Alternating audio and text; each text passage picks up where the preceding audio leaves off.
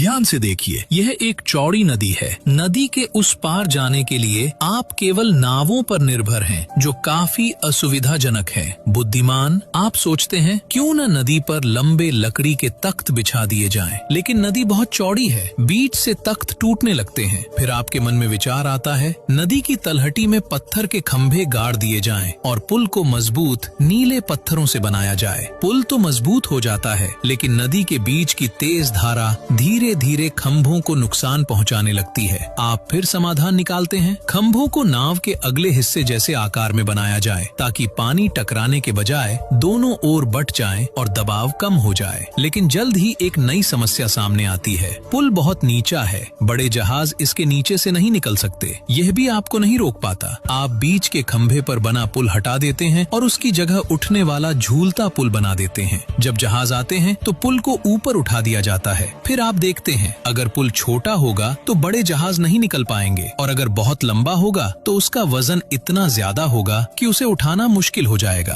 तभी किनारे बंधी छोटी नावें आपको प्रेरणा देती हैं। आप दर्जनों छोटी नावें लाते हैं, उन पर लकड़ी के तख्त लगाकर उन्हें नदी के बीच क्रम से जोड़ देते हैं। इस तरह जुड़ी हुई नावें एक तैरता हुआ पुल बन जाती हैं। जब जहाज गुजरते हैं तो कुछ नावें हटा दी जाती हैं, और जब लोग पुल पार करते हैं तो नावों को फिर से जोड़ दिया जाता है।